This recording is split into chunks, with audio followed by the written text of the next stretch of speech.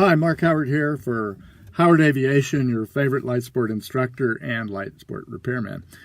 I had an interesting question on the internet yesterday. One of the fellows was asking, is it possible to do a turnaround at 300 feet AGL if you have a power out on takeoff? My first instinct was to say, man, that's really suicide to do that. But I thought, well, hey, why not give it a try and see? Because if it's not 300 feet, where is it? So today's lesson is to start a climb out. Let's go ahead and climb up. Let's do this not at 300 feet. Let's do it at about 1,500 feet AGL, something like that, maybe 2,000, and see what we can do.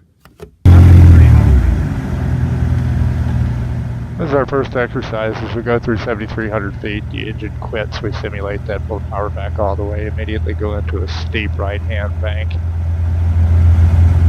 We're going to turn through 170, 180 degrees and recover about 7,100 feet, so we got a 200-foot altitude loss. Again, as we go through 7,300, we drop the throttle to idle, immediately pitch the nose down, and establish about 1,000 foot a minute rate of descent, maintaining the airspeed, and 45-degree bank, steep bank, pull through 180 degrees, and about a 200-foot altitude loss. 180 at 7120.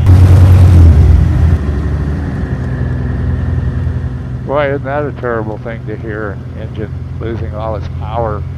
If you're prepared for that, you got 300-400 feet of elevation, you might be able to turn around and get back to the airport.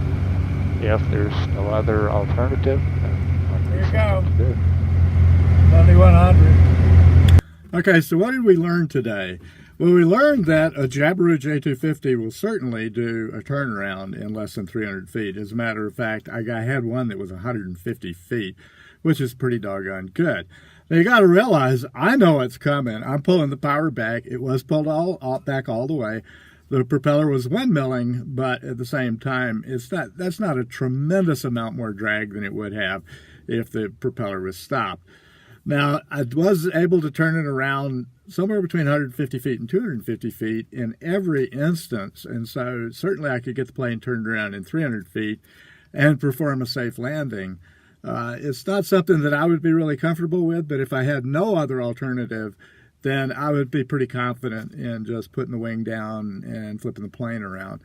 Now, I've got a lot of experience flying steep turns. I do steep turns all the time. It's one of my favorite practice maneuvers, and also stalls. And so it's almost second nature to pitch the nose down and to kick the rudder in as we're initiating a steep turn.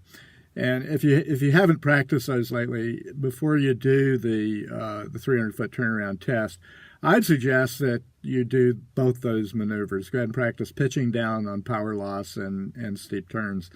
And once you get the feeling of that and you can stay coordinated through a steep turn, then you're probably ready to make an attempt to get the plane turned around in 300 feet.